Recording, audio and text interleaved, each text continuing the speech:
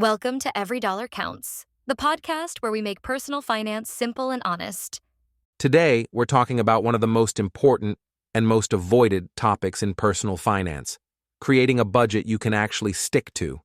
Because let's face it, most budgets fail within weeks. But it doesn't have to be that way. Let's break it down step by step so you can finally get your finances under control and keep them there. Why most budgets fail. Let's start with why budgets fail. Most people set unrealistic goals, cut too many things at once, or make a plan that's too rigid. Then, when life happens, they get discouraged and give up entirely. A successful budget has to reflect your real life. It should be flexible, realistic, and allow for some fun. Otherwise, you'll feel deprived and abandon it. Determining your true income. Before you can budget, you need to know exactly how much money you bring home. That means your net income after taxes, not just your gross salary. If you're a freelancer or have variable income, calculate your average monthly income from the past 3 to 6 months to set a realistic baseline. But make sure to account for taxes you'll owe. Your budget should be based on what's left after setting aside money for income taxes. And don't worry, you don't have to invent your own spreadsheets or systems. Google offers plenty of free budget templates, many with built-in charts. Plus, there are dozens of apps that make tracking your income and expenses easy and even fun. The key is to find a tool you actually like and will keep using. Tracking your expenses. First, this is where most people skip straight to budgeting and fail. You can't build a realistic plan if you don't know where your money currently goes. Start tracking your expenses today. Think of it as saying, start tracking, now. Record every dollar you spend for at least a month, ideally 2. Use a notebook, a spreadsheet, or an app. Include even small purchases like coffee or snacks. These add up faster than you think. Categorizing spending. Once you've tracked your expenses, divide them into fixed and variable categories. Fixed costs are things like rent, loans, and insurance. They don't change month to month.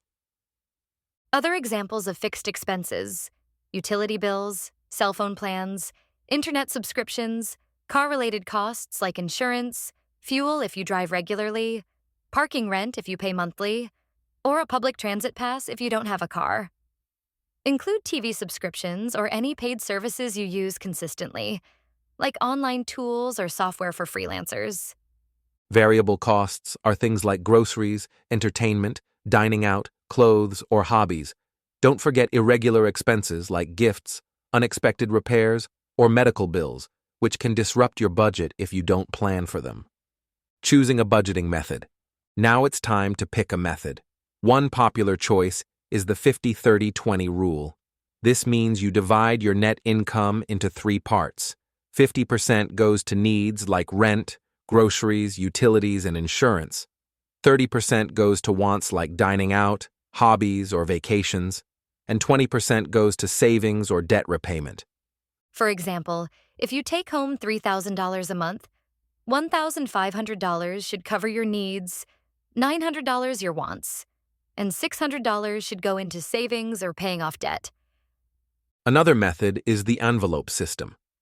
At the start of the month, you figure out how much you want to spend in each category. For example, if you earn $3,000 after taxes, divide that money into envelopes like this: $1,000 in rent, $500 in groceries, $200 in transportation, $150 in utilities, $200 in entertainment, $100 in miscellaneous, and most importantly, $850 in savings, which you set aside immediately after getting your paycheck and don't touch under any circumstances. The key to envelope budgeting is that if you run low in one envelope, like groceries, you can only move money from another flexible category, like entertainment, but never from your savings envelope. This forces you to make choices and keeps you from overspending overall. Then there's the zero-based budget, where you plan for every dollar of your income so that your income minus expenses equals 0. But that doesn't mean you spend everything. It means you give every dollar a specific purpose, including savings. For example, If you earn $2,500 a month, you could plan like this: $1,000 for rent, $300 for groceries, $200 for transportation, $200 for utilities, $300 for entertainment or personal expenses, $500 for savings or paying down debt. Your planned spending totals exactly $2,500, matching your income. But notice that $500 goes directly to savings or debt repayment. That's the power of zero-based budgeting.